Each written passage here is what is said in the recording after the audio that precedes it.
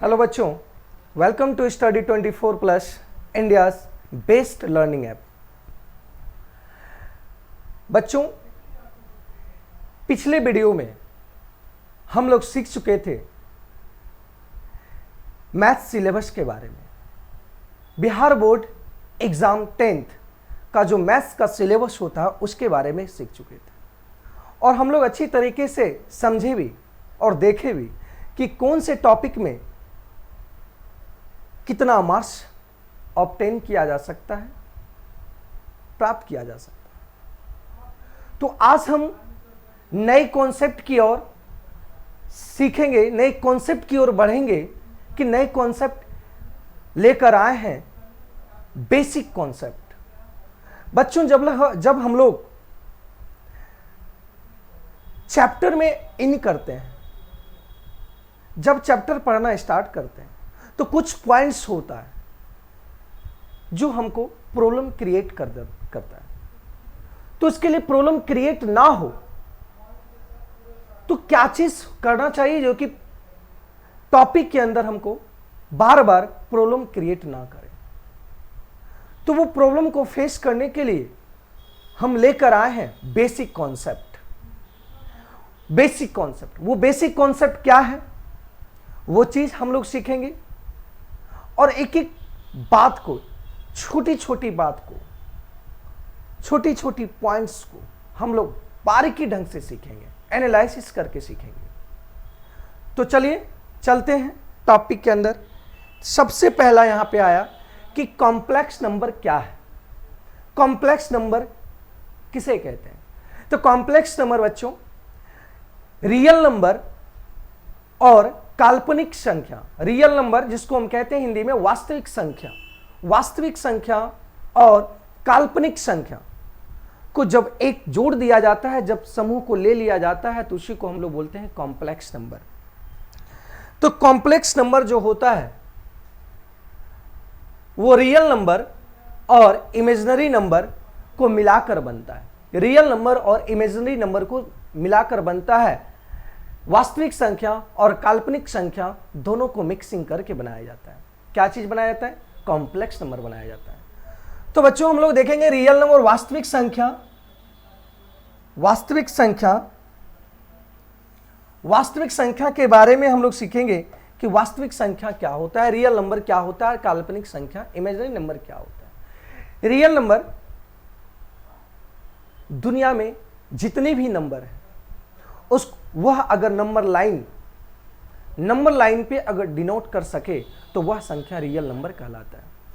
या दूसरी भाषा में सीख सकते हैं कि नंबर लाइन पे जितने भी अंक होंगे वह सारा अंक या डिजिट या जो भी संख्या उसको कह सकते हैं कि वह संख्या रियल नंबर है।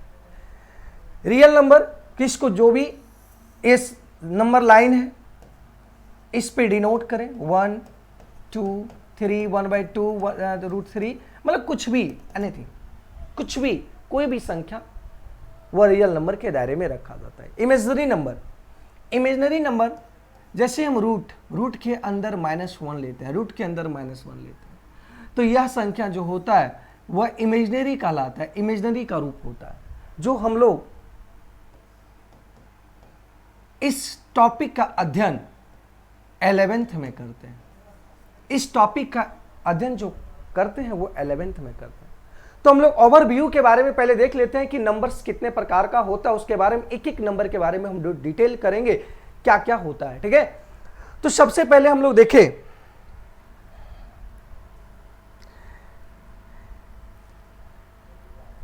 वास्तविक संख्या, रियल नंबर।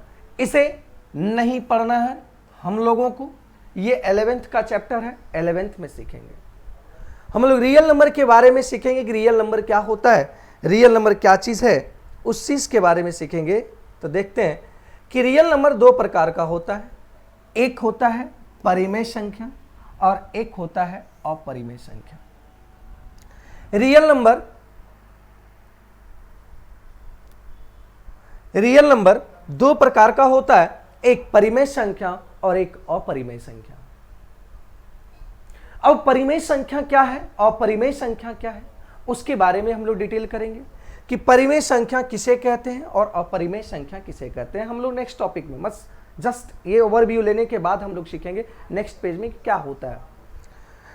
अब परिमेय संख्या को जब डिस्ट्रीब्यूट किया गया तो परिमेय संख्या को डिस्ट्रीब्यूट किया गया, देखा गया तो ये दो प्रकार का, एक पूर्णांक का रूप लिया और एक डेसिमल संख्या या दशमलव संख्या के रूप में लिखा गया। अब दशमलव संख्या के बारे में अगर जानेंगे कि दशमलव संख्या होता क्या है, और ये पूर्णांक इंटीजर के बारे में जानेंगे कि इंटीजर होता क्या है। तो अभी हम लोग सिर्फ देख रहे हैं कि कौन सा टाइप, कौन सी संख्या का कौन टाइप होता है, बस उसके बारे में हम लोग पहले जान लेते हैं, फिर उसके बारे में डिटेल जानेंगे। दशमलव संख्या जो होता है, दशमलव संख्या भी दो प्रकार का होता है, एक कहते हैं शांत आवर्त और दूसरा होता है अशांत आवर्त। शांत आवर्त और दूसरा होता है अशांत आवर्त। ये किसका है? परिमेय संख्या का। फिर पूर्णांक के बारे में लिए तो पूर्णांक भी दो प्रकार का होता है, एक धनात्मक और एक ऋणात्मक, पॉजिटिव और नेगेटिव, धनात्मक और ऋणात्मक। अब जब हम धनात्मक के बारे में जानने की इच्छा किए तो उसमें भी हम लोग देखें कि एक पूर्ण संख्या है, एक इसका प्रकार है पूर्ण संख्या, प्राकृत संख्या, उसके बाद है आपको अभाज्य संख्या, फिर उसके बाद हम लोग को जानना होता है कि भाज्य संख्या, भाज्य संख्या के बारे में। बच्चों हम लोग नंबर्स के बारे में, इतना नंबर्स के बारे में हम लोग को पढ़ना है, क्या होता है ये नंबर, उसको डिटेल हम लोग व्याख्या करेंगे, डिटेल करेंगे कि क्या क्या होता है। तो हम लोग देखेंगे कि कॉम्प्लेक्स नंबर एक रियल नंबर, कॉम्प्लेक्स नंबर को अगर उदाहरण परिभाषित अगर किया जाए तो कॉम्प्लेक्स नंबर का परिभाषा होगा कि रियल नंबर और काल्पनिक संख्या, रियल नंबर और काल्पनिक संख्या के समूह को क्या बोलते हैं? कॉम्प्लेक्स नंबर बोलते हैं। जिसमें इमेजिनरी नंबर को सीखना नहीं है, हम लोगों को रियल नंबर के बारे में सीखना है कि रियल नंबर होता क्या है। तो रियल नंबर के बारे में बोले कि एक ही परिभाषा इसका यह है, सटीक परिभाषा है कि नंबर लाइन पे जितने भी संख्या को डिनोट किया जा सके वह सारा रियल नंबर के दायरे में रखा जाता है, या उसे रियल नंबर कहते हैं या वास्तविक संख्या कहते हैं। दूसरी भाषा में यह कह सकते हैं कि परिमेय संख्या और अपरिमेय संख्या के समूह को, परिमेय संख्या और अपरिमेय संख्या के समूह को हम क्या बोलते हैं? रियल नंबर बोलते हैं। क्या बोलते हैं? रियल नंबर, वास्तविक संख्या बोलते हैं बच्चों, है ना। अब रियल नंबर के बारे में सीखेंगे। रियल नंबर के बारे में क्या होता है? रियल नंबर होता है कि परिमेय संख्या और अपरिमेय संख्या दोनों समूह को, अगर दोनों को मिला दिया जाए तो हम उसे क्या बोलते हैं? रियल नंबर बोलते हैं या वास्तविक संख्या बोलते हैं। तो आगे हम लोग फिर रियल नंबर के बारे में सीखेंगे तो क्या क्या पॉइंट्स होता है। सबसे पहले हम लोग सीखेंगे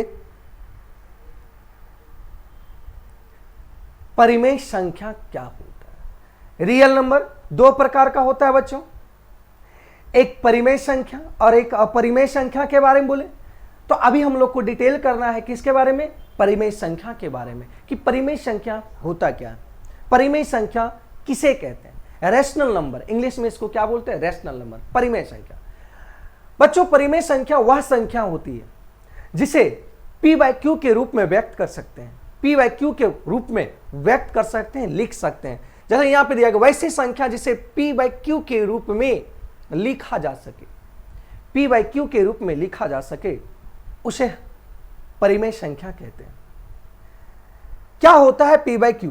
अब यहां पे देखिए, यहां दिया हुआ है कि जहां p और q पूर्णांक है, p और q क्या है? पूर्णांक है। पूर्णांक कहने का मतलब कि कोई भी संख्या, पूर्णांक कहने का मतलब कोई भी संख्या, कोई भी संख्या जैसे 3, 4, 5, 6 कुछ भी संख्या हो, पूर्णांक कुछ भी संख्या हो। पूर्णांक में आपका नेगेटिव भी आता है, पॉजिटिव भी आता है, ऋणात्मक भी आता है और धनात्मक भी आता है। हम लोग देखें कि ऋणात्मक भी आता है और धनात्मक भी आता है। पूर्णांक में हम लोग देखें कि पूर्णांक का प्रकार जो होता है, पूर्णांक का प्रकार धनात्मक और ऋणात्मक दोनों होता है बच्चों। इस कारण से याद रखना है कि पूर्णांक हमेशा धनात्मक या ऋणात्मक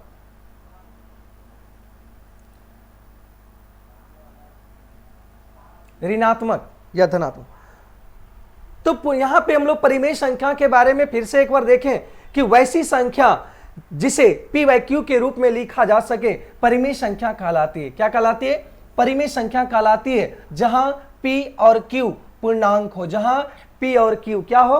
पूर्णांक हो, लेकिन q not equal to zero, q zero नहीं होना चाहिए दोस्तों।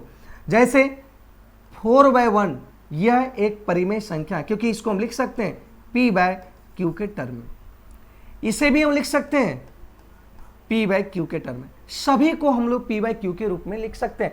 अब बोले सर ये रूट में है तो क्या होगा? तो रूट इसका होता है क्या? 9 का स्क्वायर रूट क्या होता है? 3 होता है बच्चों। परफेक्ट स्क्वायर रूट जिसका निकल जाए उसे हम परिमेय संख्या के दायरे में ही रखते हैं। तो यहां पे हम लोग परिमेय संख्या के बारे में डिटेल किए कि सभी पूर्णांक परिमेय संख्याएं होती है। जितने भी पूर्णांक है, पूर्णांक कहने का मतलब धनात्मक अंक या ऋणात्मक अंक, पॉजिटिव इंटीजर या नेगेटिव इंटीजर, जितने भी पूर्णांक हैं या इंटीजर हैं उसे किसके दायरे में रखा जा सकता है? उसे परिमेय संख्या के दायरे में रख सकते हैं। ठीक है दोस्तों, तो यहां तक हम लोग सीखे कि परिमेय संख्या होता क्या है। परिमेय संख्या वैसी संख्या जिसे p बाई क्यू के टर्म में ले सकते हैं। अब यहां पे q not equal to zero होना चाहिए, q जीरो नहीं होना चाहिए। अगर हम यहां ऊपर लिए 4 और नीचे 0 ले लेते हैं तो ये क्या कहलाने लगता है? ये इन्फानाइट कहलाने लगता है, इन्फानाइट का रूप धारण कर लेता है। 4/0 ये इन्फानाइट का रूप ले लेता है।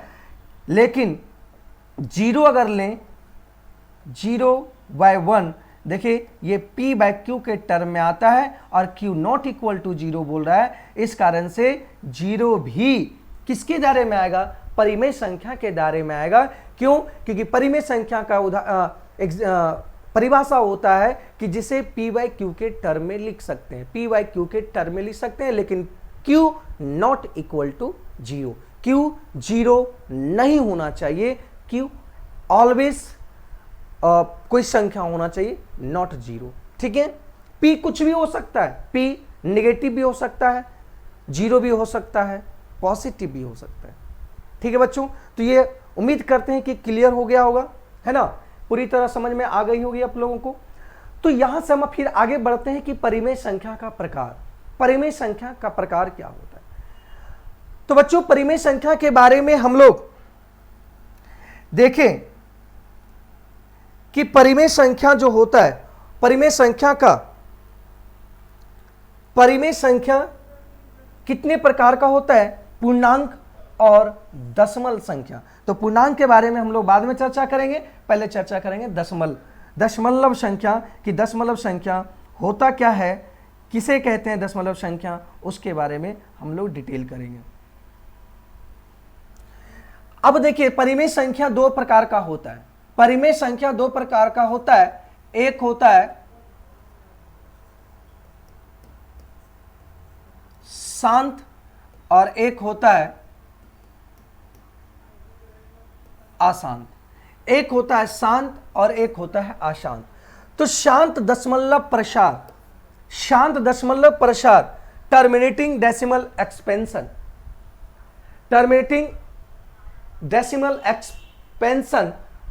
शांत दशमलव प्रसार। क्या होता है शांत दशमलव प्रसार?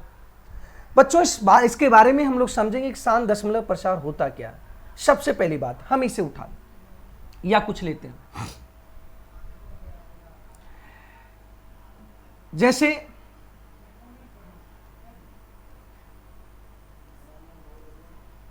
एग्जाम्पल में लिए 7/5। एग्जाम्पल में जब 7/5 लिए, जब इसको डिवाइड करेंगे तो एक बार में लगेगा पहले 5, 2 आएगा शेष। अब ये पूरी तरह भागा नहीं लगेगा तो पॉइंट लेंगे और यहां पे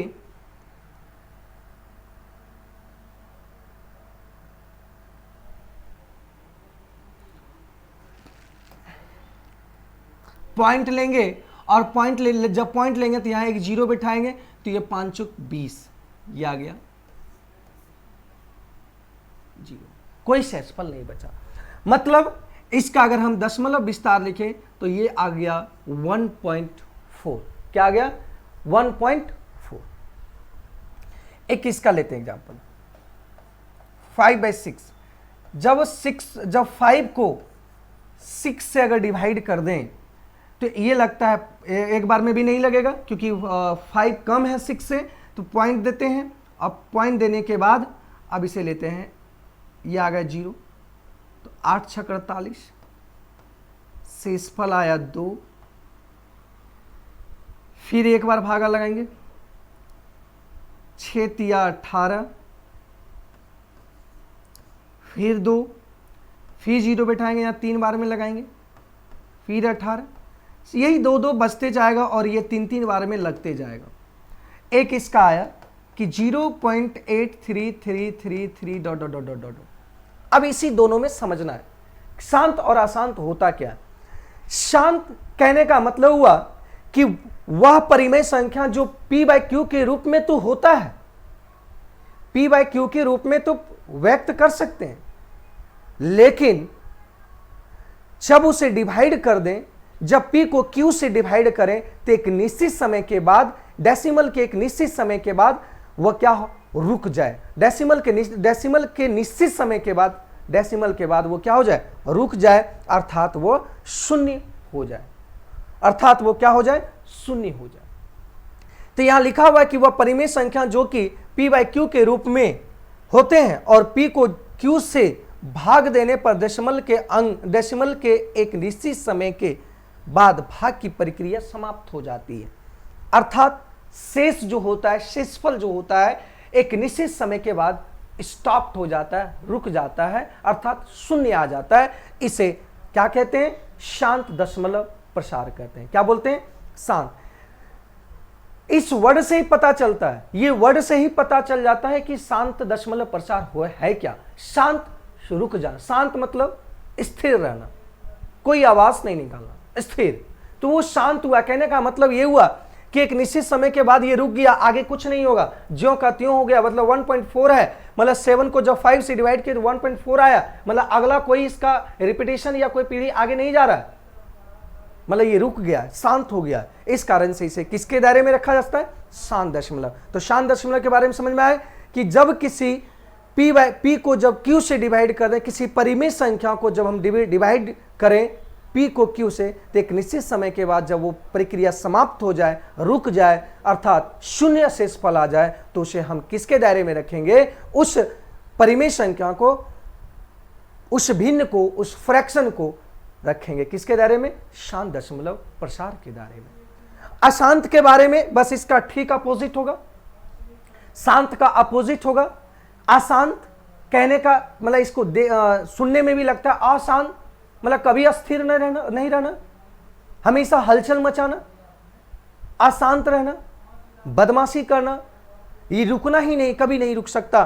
तो यहां से जैसा जब हम डिवाइड किए, 5 को 6 से डिवाइड किए, तो 0.83333333 रुकना नहीं है, ये चलते रहना। ये इसका कोई मंजिल नहीं है, कहां जा रहा है कोई पता नहीं, काम कर रहा है, इसका कोई परिणाम का कोई पता ही नहीं।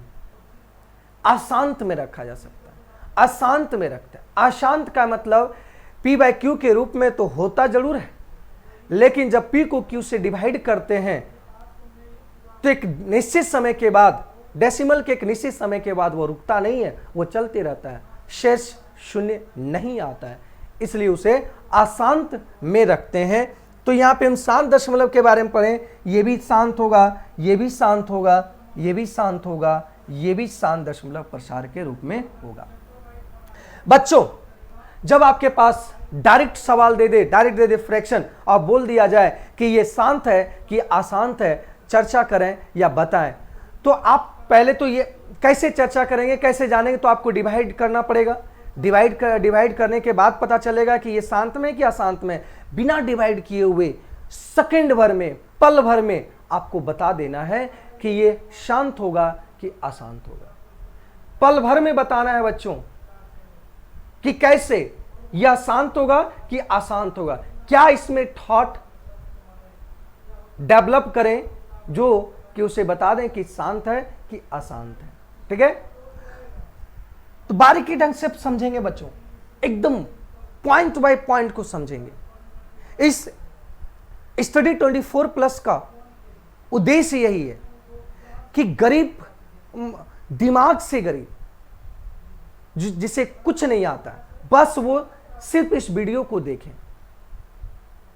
तेज का तो बात ही अलग है, जो एकदम पढ़ने में वीक है, कमजोर है, उसे भी समझ में आएगा। लेकिन वह स्टडी 24 से, हम स्टडी 24+ से हमेशा जुड़े रहें, तो उसको मैथ्स कैसे पढ़ना है, मैथ्स को कैसे, मैथ्स का बादशाह कैसे बनना है, वो मैं बनाऊंगा। तो बच्चों हमेशा बने रहिएगा, एक एक पॉइंट्स को समझाएंगे, एक एक पॉइंट्स को डिटेल करेंगे, कभी आपको किसी से पूछने की जरूरत नहीं पड़ेगी।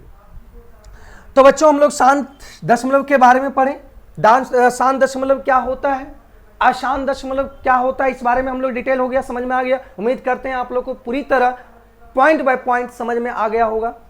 शांत और अशांत परिमित संख्या का दो प्रकार होता है, पूर्णांक और दशमलव। तो दशमलव भी दो प्रकार का होता है, शांत दशमलव प्रसार और अशांत दशमलव प्रसार। शांत दशमलव प्रसार किसे कहते हैं, शांत दशमलव प्रसार उसे कहते हैं जो वह परिमेय संख्या है, शांत दशमलव उसे कहते हैं वह परिमेय संख्या जो p/q के रूप में तो होता है, लेकिन जब p को q से डिवाइड कर देते हैं, जब p को q से जब डिवाइड करते हैं, तो वह एक दशमलव के बाद एक निश्चित समय के बाद रुक जाए, निश्चित समय के बाद रुक जाए, या प्रक्रिया उसका समाप्त हो जाए, या अर्थात शेषफल 0 हो जाए।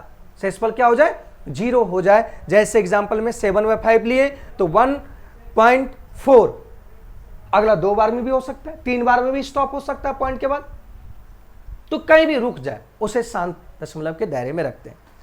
तो बच्चों इसको कैसे जानना है, फास्ट कैसे समझना है, फास्ट हम कैसे समझेंगे कि ये अशांत में आएगा कि शांत में आएगा, तो उसके बारे में हम लोग डिटेल देखें। यहां पे लिखे हुए हैं, नोट एक बना के लिखे हुए हैं, ये VBI पॉइंट है बच्चों, एकदम VBI है। क्या लिखा हुआ उस चीज को समझेंगे। यदि हर जैसे p/q, इसे ऊपर वाले को अंश बोलते हैं और नीचे को हर बोलते हैं। ठीक है, ऊपर वाले को अंश बोलते हैं, नीचे वाले को हर बोलते हैं। यदि हर, इंग्लिश में इसको बोलते हैं डेनोमिनेटर, इंग्लिश में डिनोमिनेटर। यदि हर 2 और 5 के गुणनखंड के रूप में हो, यदि हर किसके गुणनखंड के रूप में, 2 या 5 के गुणनखंड के रूप में हो, तो उसे हम कह सकते हैं कि ये दशमलव, जो दशमलव प्रसार आएगा वो शांत होगा। जैसे देखो बच्चों, यहां पे 7/2 देख रहे होंगे, यहां 7/2 है, नीचे क्या है, क्या ये 2 है। मैंने क्या कहा कि 2 और 5 का गुणनखंड हो, 2 और 5 का गुणनखंड हो, तो यहां देखो 2 है कि नहीं। ठीक है, 5 भी अलग अलग है। अब यहां बताओ कि यहां पे 2 × 5, 10 का अगर फैक्टर तोड़ेंगे तो 2 × 5 होगा कि नहीं होगा। जब ये 2 × 5 होगा, इसको हम कह देंगे कि यह किसके दायरे में है, शांत दशमलव के दायरे। डिवाइड कीजिए, सब डिवाइड होकर कहीं ना कहीं रुक जाएगा। जैसे 4 को हम डिवाइड करते हैं, एक ले लेते हैं, पॉइंट के बाद लेते हैं, कितने बार में, यहाँ 40 लेंगे तो 8 बार में 40 कट गया, 0 आ गया। देखिए पॉइंट के बाद 8 रुक गया कि नहीं, तो रुक गया, मतलब वो कहाँ, किसके दायरे में रखा जा सकता है, शांत दशमलव के दायरे में रहेगा, है ना। तो इसी तरह 13/20 हो गया, 13/20 आ गया। अब इसे नहीं ले सकते हैं, अगर आपका दे दे, यहां ध्यान दीजिएगा, अगर यहां पे दे दे 13/15, 13/15, यहां पे कह रहा है या तो 2 या 2 और 5 का फैक्टर, क्या बोला है, 2 और 5 के गुणनखंड होना चाहिए, 2 और 5 का गुणनखंड होना चाहिए। तो 2 और 5 का गुणनखंड यहाँ पे, यहाँ 5 तो है लेकिन यहाँ इसके साइड में आ गया कितना, 3 आ गया। लेकिन बच्चों बोले कि हर में 2 या 5 का गुणनखंड होना चाहिए, 2 या 5 का गुणनखंड। अगर अकेले अकेले 2 है, अकेले 5 ओनली, तो ये सही हो सकता है, तो ये होगा। लेकिन जब अगर स्मूथ में, अगर 10 में भी देखिए 2 5 है, 20 में भी 2 5 है, अगर 15 में देखा जाए तो 15 में 5 और 3 है। अगर 2 या 5 के अलावा तीसरा कोई आ गया तो वह शांत दशमलव में नहीं रख सकते, वह किस में आएगा, अशांत में आएगा। तो यहां हमेशा देख लिए तो एक पॉइंट समझ में आ गया कि शांत दशमलव चेक करने के लिए देखेंगे कि p/q के रूप में अगर है तो q जो होगा नीचे हर या 2 और 5 का गुणनखंड में ओनली रहे, किसके रूप में, 2 और 5 का गुणनखंड, किसके रूप में, 2 और 5 के गुणनखंड के रूप में रहेगा, तो उसे हम कह देंगे कि यह शांत दशमलव प्रसार होगा। ठीक है, उम्मीद करते हैं समझ में आ रहा होगा, है ना। आगे बढ़ते हैं हम लोग कि अगला पॉइंट्स को क्या है, पॉइंट्स है क्या समझना है, वो चीज को देखते हैं, है ना, वो पॉइंट्स को समझते हैं।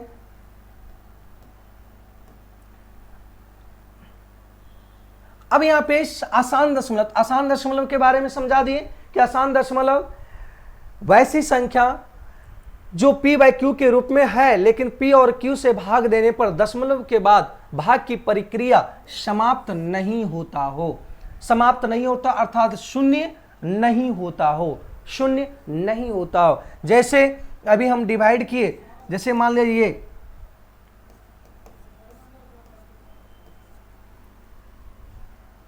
या अभी हम डिवाइड भी किए थे 5/6 को, तो ये 8 3 3 3 3 डॉट डॉट आया था, मतलब ये रुका नहीं, मतलब ये चलते रहेगा। या इसे भी जब डिवाइड करेंगे पॉइंट देंगे 8 सती 56, 8 बार में लगाएं, 7 पचे 35, फिर वही 50 आया, तो 7 सती 49, 1 आया, फिर 0 लगाएंगे, 0 देंगे यहाँ पे, 1 बार में लगाएंगे, 7 आएगा, फिर 3 बचेगा, इसी तरह धीरे धीरे बढ़ते जाएगा। मतलब ये रुकने का नाम नहीं लेगा, ये रुकेगा ही नहीं, ये रुकते नहीं रुकेगा, ये कभी नहीं रुकेगा, ये चलते रहेगा, अशांत या स्थिर, या कभी स्थिर नहीं हो सकता। जब ये स्थिर नहीं होगा दशमलव के बाद, वो रुकेगा नहीं, या प्रक्रिया समाप्त नहीं होगा, तो इसे कहां रखेंगे, अशांत दशमलव रखेंगे। तो सीधा सीधी समझ लेना है कि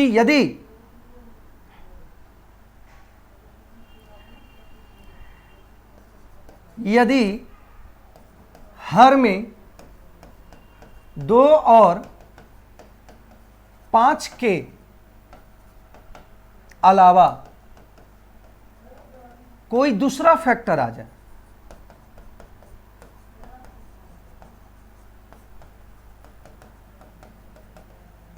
उसे आसान दशमलव प्रसार कहते हैं। क्या कहते हैं, मतलब यहां देखें कि यदि हर में 2 या 5 के अलावा, 2 और 5 के अलावा कोई दूसरा फैक्टर आ जाए, तो कोई दूसरा गुणनखंड आ जाए, तो उसे हम कह सकते हैं कि यह किसके दायरे में रख सकते हैं, अशांत होगा। वह जो फ्रैक्शन होगा वह अशांत होगा, परिमेय संख्या अशांत होगा। जैसे देखो यहाँ 2 है नहीं है, तो इसको कहां रखेंगे, अशांत में रखेंगे। ये 7 है नहीं है, ये 11, 2 5 के अलावा तीसरा है, यहाँ पे 2 और 5 के अलावा यहाँ 3 भी है, 2 नहीं है लेकिन 5 और 5 के अलावा यहाँ 3 भी है, तो ये नहीं होगा, ये अशांत में होगा, अशांत दशमलव प्रसार।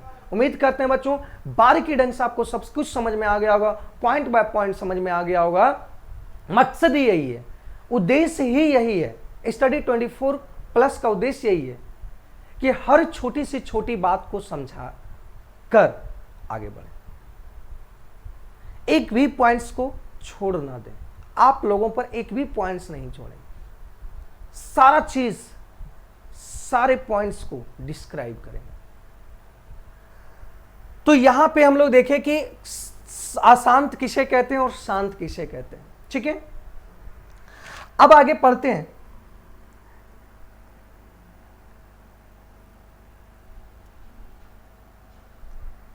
नोट यहाँ पे दिया हुआ, यदि हर 2 या 5 के अलावा कोई दूसरा गुणनखंड भी हो जाए तो दशमलव प्रसार शांत होगा। तो क्लियर है।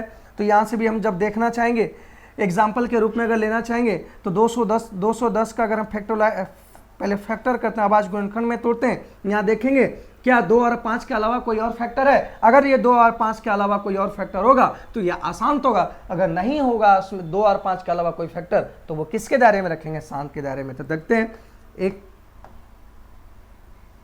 105 3 से डिवाइड करेंगे, 3 तिया 9, 35, 5 से करेंगे 7। तो यहां पे देख रहे हैं कि फैक्टर आया 2, 3, 5 इंटू 7, 2 भी है 5 भी, लेकिन इसके अलावा कौन कौन है, 3 और 7। तो इसे कहां रखेंगे, अशांत। यहां पे देखते हैं इसका फैक्टर 3 इंटू 5, 5 के अलावा देखिए यहाँ पे क्या है, 2 भी है, मतलब इसे कहां रखेंगे, अशांत में। ठीक है, इसे भी देख लेंगे आप लोग। ठीक है, प्रैक्टिस करके देख लेंगे। 450 का आवाज गुणनखंड देखेंगे, उसमें अगर 2 या 5 के अलावा कोई तीसरा भी आएगा तो उसे हम अशांत में, अगर नहीं आएगा तो वो शांत में होगा। ठीक है, उम्मीद करते हैं ये पूरी तरह डिटेल समझ में आ गया होगा। अब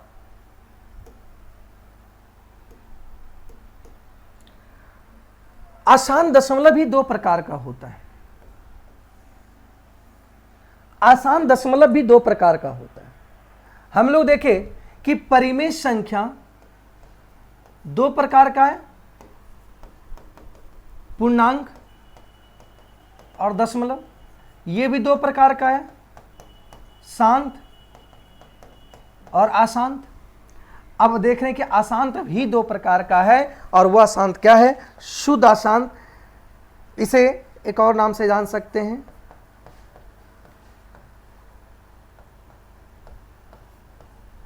अशांत आवर्ती, और मिश्रित अशांत को बोल सकते हैं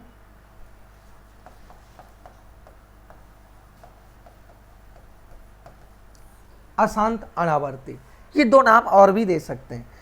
तो अशांत आवर्ती और मिश्रित अशांत या अशांत अनावर्ती नॉन टर्मिनेटिंग रेकरिंग या रिपीटिंग है ना। नॉन टर्मिनेटिंग नॉन रेकरिंग मतलब रेकरिंग नहीं होना चाहिए, रिपीटिंग नहीं होना चाहिए।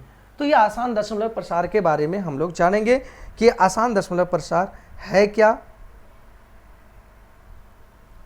तो चलिए सीखते हैं। इसे और भी नाम से जान सकते हैं, जाना जाता है आवर्ती। ठीक है, परिमेय संख्या के बारे में सीखे कि परिमेय संख्या 2 प्रकार का, एक पूर्णांक के रूप टूटता है, एक डेसिमल के रूप में। डेसिमल को जब 2 भाग में बांटे तो एक शांत और अशांत आया।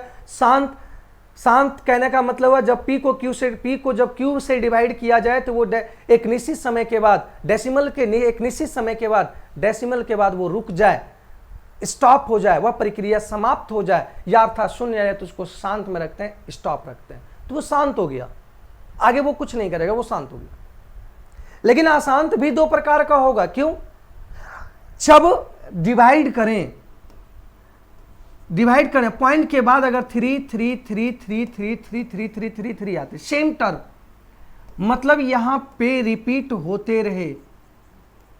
क्या होते रहे? रिपीट होते रहे।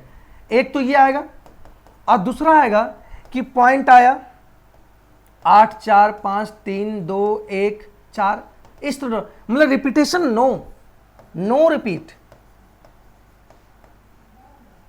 रिपीट ना हो।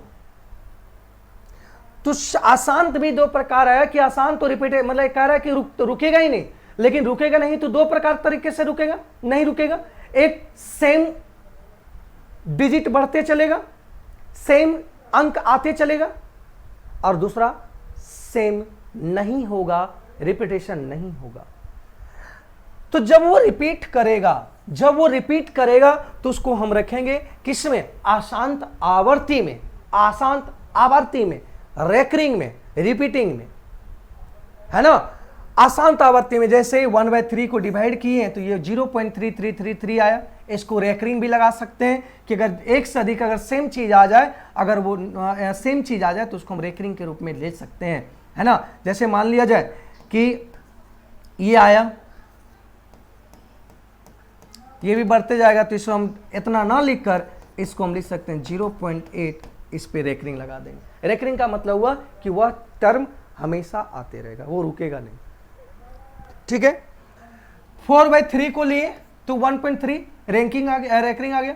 इसे भी रख सकते हैं 5.48, 48, 48, देखिए रिपीटेड कर रहा है कि नहीं, ये भी रिपीट कर रहा है, इसलिए इसे किसके दायरे में रखेंगे, अशांत आवर्ती के दायरे में, ये भी अशांत आवर्ती के दायरे में रखेंगे। तो बच्चों समझ में आ गया होगा कि अशांत आवर्ती या शुद्ध आवर्ती, शुद्ध अशांत किसे कहते हैं, शुद्ध मतलब उसमें शुद्ध कोई दूसरा मिलावट ना हो, सीधा सीधी टर्म से समझेंगे, शुद्ध अशांत। शुद्ध कहने का मतलब कोई मिलावट नहीं, कोई मिलावट नहीं कहने का मतलब कोई रिपीटेड नहीं हो, कोई रिपीटेड डिजिट नहीं हो, है ना। जैसे 0.333333 मतलब कोई रिपीटेशन है नहीं है, शुद्ध है वो, कोई मिक्सिंग नहीं है। लेकिन वही अशांत आवर्ती में अगर रखेंगे, अशांत अनावर्ती में रखेंगे, तो अशांत अनावर्ती में, अशांत अनावर्ती या मिश्रित अशांत कह सकते हैं, या तो इसको हम कह सकते हैं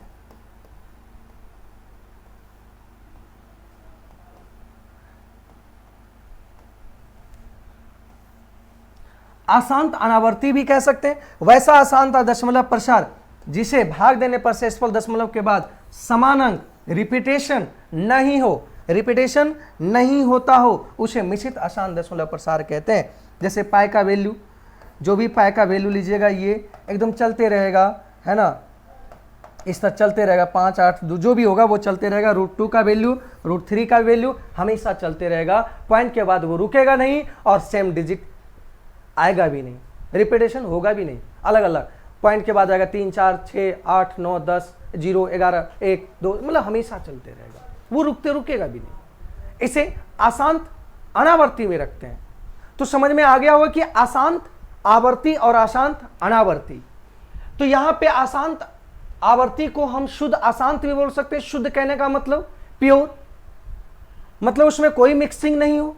जैसे 0.3333, 0.33 वो रुका नहीं, मतलब वो रुका तो नहीं, जब वो रुका नहीं तो अशांत में आया, लेकिन वह 2 कंडीशन लेकर आएगा। पहला कंडीशन कि अशांत आवर्ती जो होगा उसे शुद्ध अशांत दशमलव प्रसार भी कहते हैं, मतलब वो रिपीटेशन सेम टर्म का रिपीटेशन होते रहेगा। ठीक है बच्चों, तो ये क्लियर हो गया होगा। उम्मीद करते हैं कि एक भी पॉइंट्स कोई आपको दिक्कत नहीं पहुंचाएगी। अगर दिक्कत पहुंचाए तो उसको बार बार आप रिपीटेशन करके देख सकते हैं, बार बार पॉज करके आप देख लेंगे कहां पे क्या बताया गया। ठीक है ना, आगे बढ़ते हैं।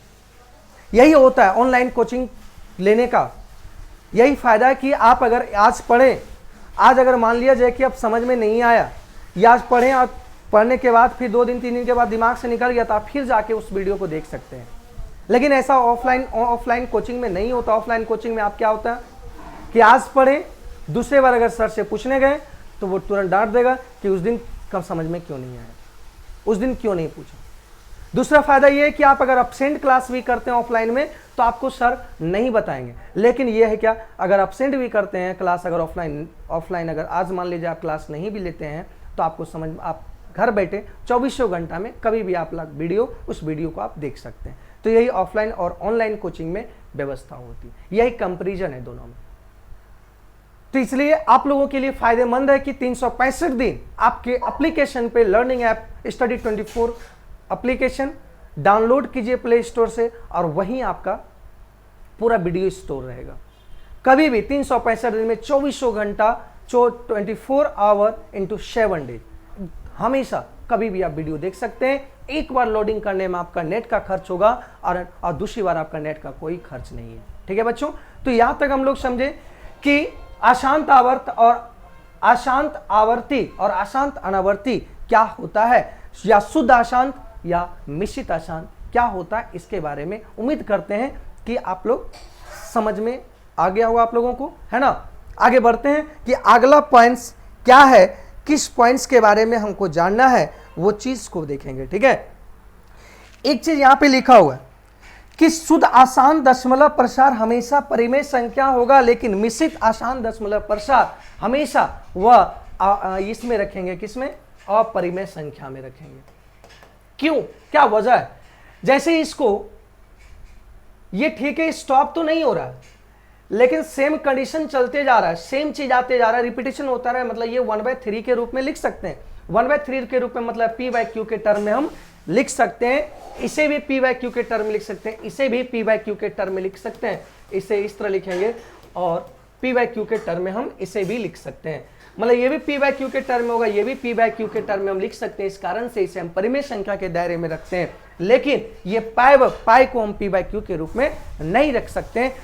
√2 को p/q के रूप में नहीं लिख सकते, √3 को p/q के रूप में नहीं लिख सकते, क्योंकि ये पॉइंट जो अंक यहां पे आएगा वो रिपीटेशन नहीं करेगा, चलते रहेगा 3 4 5 6 7 8 9 डॉट डॉट डॉट। बताइए कोई कंफर्म है? कोई कंफर्म नहीं है कि कहां तक रुकेगा, जाके रुकेगा ही नहीं।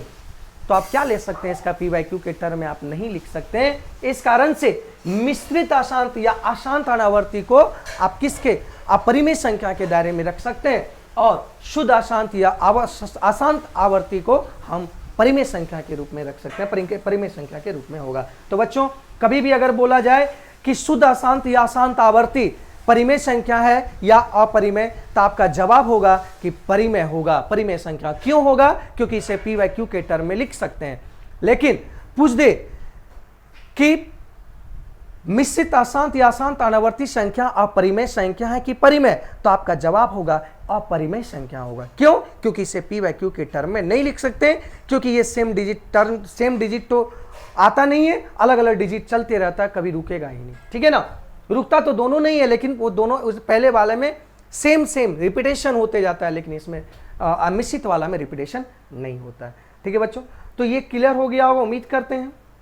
आगे बढ़ते हैं कि अगला पॉइंट्स हम लोग को क्या सीखना है, क्या इंपॉर्टेंट है। बहुत इंपॉर्टेंट पॉइंट्स ये, जब एग्जाम में बैठिएगा तो वस्तुनिष्ठ प्रश्न में, है ना, वस्तुनिष्ठ प्रश्न में आपका 1 नंबर का सवाल भी दे सकता है, देगा कि पाई जो है एक अपरिमेय संख्या है, पाई एक अपरिमेय संख्या है, लेकिन 22/7 अपरिमेय नहीं है, यह परिमेय है।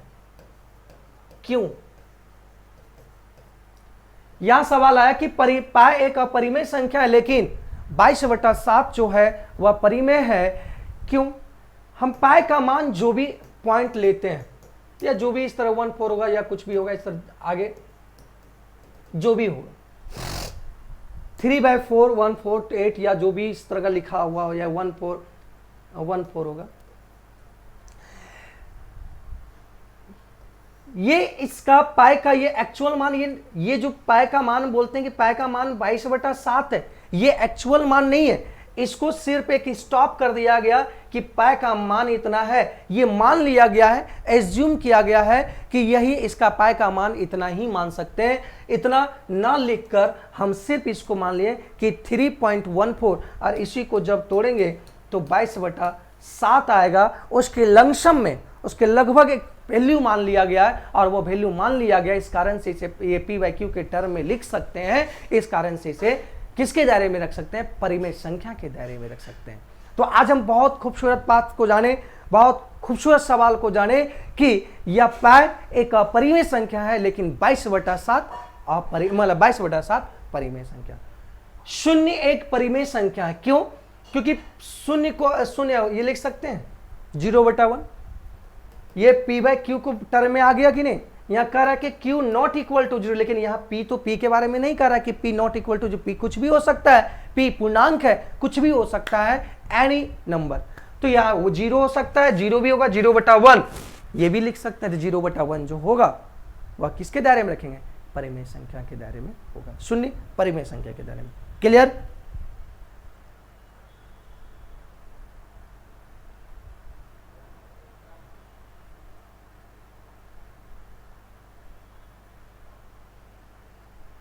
अब आया प्राकृत संख्या, नेचुरल नंबर। नेचुरल नंबर किसे कहते हैं? प्राकृत संख्या किसे कहते हैं? वैसी संख्या जो गिनती में हम प्रयुक्त करते हैं, गिनती में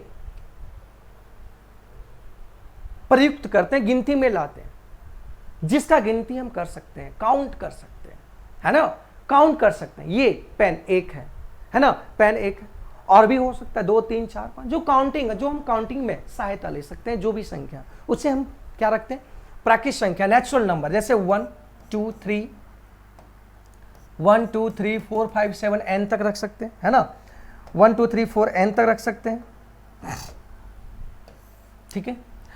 तो ये प्राकृत संख्या वो संख्या हुआ जिसे हम गिनती में प्रयुक्त कर सकते हैं, गिनती में ला सकते हैं, उसे हम प्राकृत संख्या कहते हैं, natural number. Natural number start कहां से होता है, नेचुरल नंबर 1 से स्टार्ट होता है, प्राकृत संख्या 1 से start, 1 2 3 4 5 6 7 8 dot dot dot dot dot कहां तक, इनफाइनाइट तक, कुछ भी हो सकता है, प्राकृत संख्या कहलाता है। तो प्राकृत संख्या के बारे में समझे कि प्राकृत संख्या 1 से स्टार्ट होता है और n तक जाता है, ठीक है।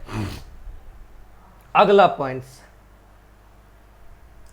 पूर्ण संख्या। पूर्ण संख्या किसे कहते हैं, होल नंबर। होल नंबर क्या है दोस्त, पूर्ण संख्या। पूर्ण संख्या उसे कहते हैं जो प्राकृत संख्या के साथ, प्राकृत संख्या के साथ शून्य को ऐड कर दें। किसको ऐड कर दें, प्राकृत संख्या के साथ शून्य को ऐड कर दें, तो उसे हम कहते हैं पूर्ण संख्या कहते हैं, होल नंबर कहते हैं, ठीक है, पूर्ण संख्या होल नंबर कहते हैं। तो प्राकृत संख्या के समूह में यदि 0 को ऐड कर दें, किसको ऐड कर दें, 0 को शामिल कर दें, तो पूर्ण संख्या कहलाता है। जैसे ये तो आपका देखिए पूरा पूरी प्राकृत संख्या है, और ये आपका क्या है, 0 है, तो 0 को ऐड किए, 0 को यहां पे ऐड किए, किसके साथ, प्राकृत संख्या के साथ, तो वह होल नंबर कहलाने लगता है।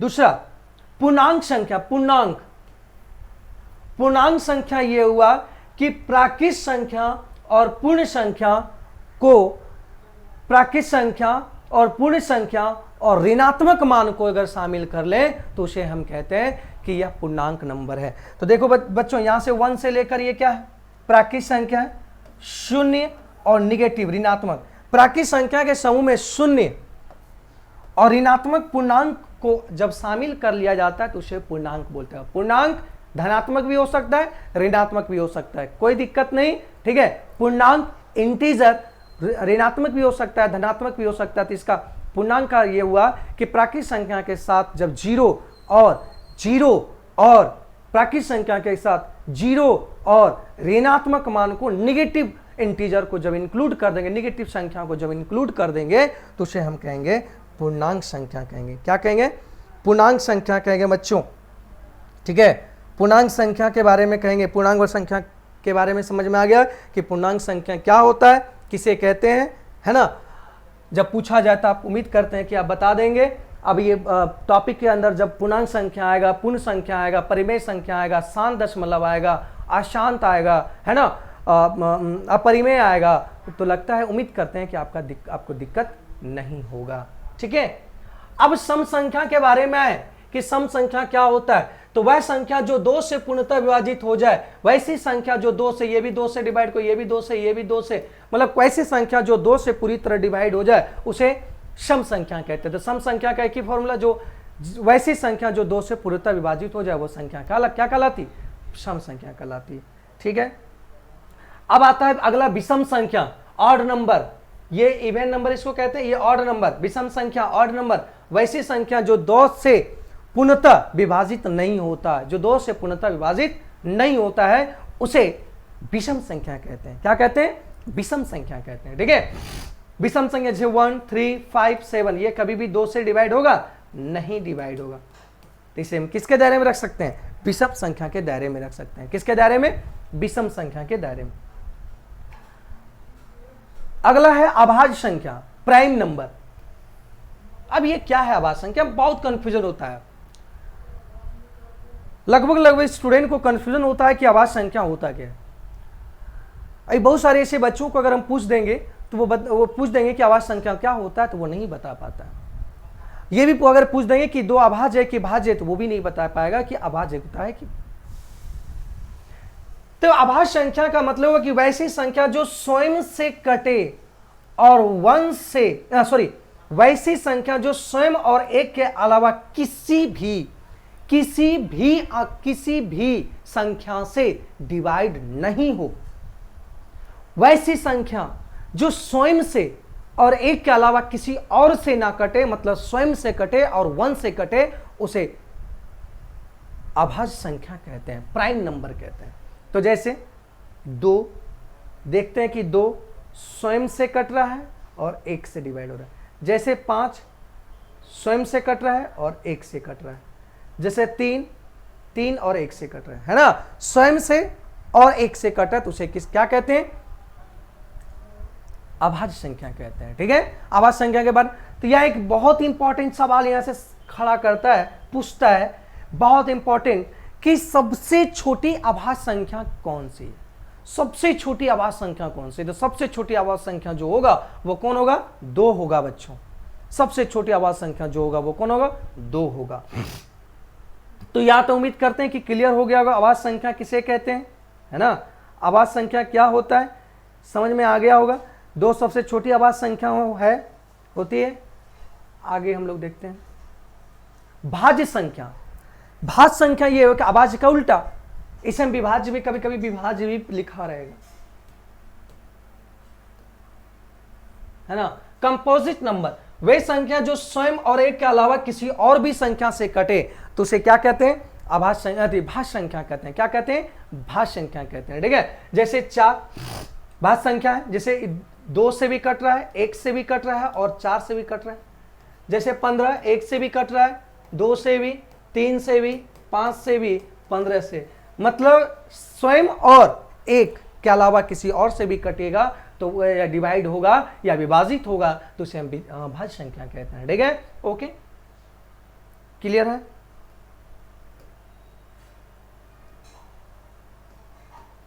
सह अभाज्य संख्या, सह अभाज्य, अभाज्य के साथ जो सहायता, सह मतलब सहायता करना, एक अभाज्य के साथ दूसरी अभाज्य अगर आ जाए उसे हम को प्राइम नंबर कहते हैं। बहुत इंपॉर्टेंट है को प्राइम के बारे में, ये हमेशा चर्चा में आता है कि सहअभाज्य संख्या क्या होती है। सहअभाज्य संख्या को चुने। कभी कभी क्या होता है कि जब आप एग्जाम देने जाइएगा, जब क्लास 10th का एग्जाम दीजिएगा तो वहां पे आपका 1 नंबर वस्तुनिष्ठ प्रश्न में आपका पूछा जाता है, ये दे देगा इस टाइप से, बोलेगा या 4 ऑप्शन दे देगा, कहेगा इसमें कौन सा अभाज्य संख्या, कौन सा ऑप्शन सहअभाज्य संख्या है। ठीक है, तो यहाँ अभाज्य संख्या का मतलब यदि 2 प्राकृत संख्या का महत्तम समावर्तक HCF, क्या बोले? महत्तम समावर्तक HCF अगर क्या हो? 1 हो तो वह सहअभाज्य संख्या कहलाता है। क्या कहलाता है? सहअभाज्य संख्या कहलाता है। जैसे 3 और 4, इसका अगर HCF की अगर बात करें तो इसका HCF आता है कितना? 1। 12 और 9 में कोई, मतलब ऐसा सीधी सी बात है, कोई उभयनिष्ठ ना हो, कोई 2 संख्या ऐसा लेना है, कोई उभयनिष्ठ या कोई सम, कोई मतलब कॉमन ना हो, है ना, ओनली कॉमन हो तो वो 1 हो, तो उसे हम किसके दायरे में रख सकते हैं? सहअभाज्य संख्या के दायरे में रख सकते हैं। ठीक है, सहअभाज्य संख्या के दायरे में रख सकते हैं। ठीक है,